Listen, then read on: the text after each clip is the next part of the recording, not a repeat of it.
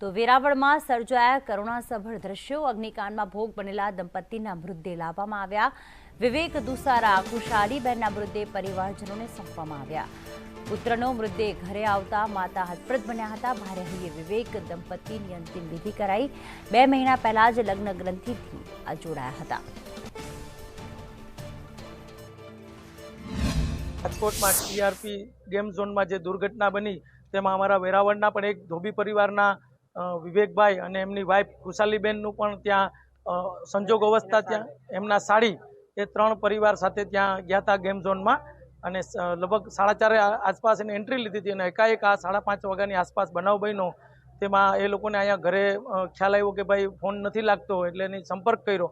Phone ન લાગતા પછી એમના વિવેકભાઈના સસરાને જાણ કરી એટલે એ લોકોએ સંપર્ક કર્યો પણ ત્યારે ખબર પડી કે ભાઈ એ લોકો પણ એક ગેમ ઝોનમાં ગયા છે જ્યાં મોટી દુર્ઘટના બની છે અને લોકો ત્યાં અવડી મોટી દુર્ઘટનામાં આગમાં ભડભડ થઈ ગયા છે એવા સમાચાર થતા અહીંયા ઘરના તો હોશ જ ઉડી ગયા હતા એમના પરિવારના। ખાસ કરીને એમના ફાધર જગદીશભાઈ અને અશોકભાઈ એ પરિવારે બહુ જ કલ્પાત કરી અને ત્યાં રાજકોટ સંપર્ક કરીને ત્યાં રાજકોટ પહોંચ્યા અને ત્યાં જાણ થઈ કે ભાઈ એ તો આમાં અંદર છે એ અગ્નિકાંડમાં જ હોમાઈ ગયા છે।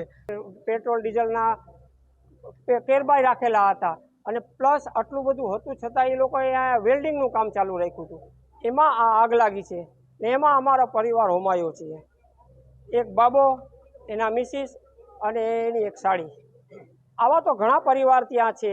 ત્યાંનું તમે જુઓ તો તમારે એમ થાય તો એક પરિવારનું તો આખું પરિવાર નાશ થઈ ગયું। એક ભાઈ જ જીવા છે।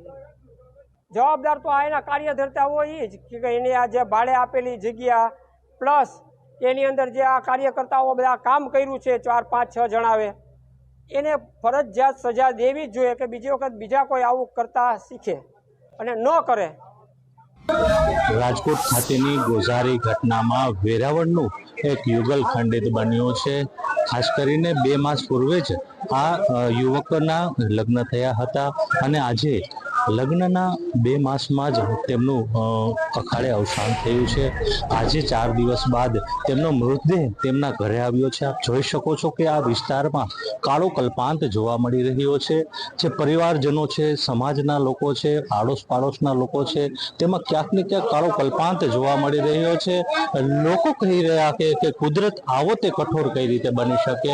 હાલ આ જે વિવેક દુસારા નામનો યુવક છે અને તેની પત્ની જે આ ગોઝારા અકસ્માતમાં કાળનો કોળિયો બન્યા છે, આજે 4 દિવસ બાદ તેમના જે મૃતદેહ છે તેમના ઘરે આવ્યો છે। પરિવારજનોમાં કાળો કલ્પાંત છે।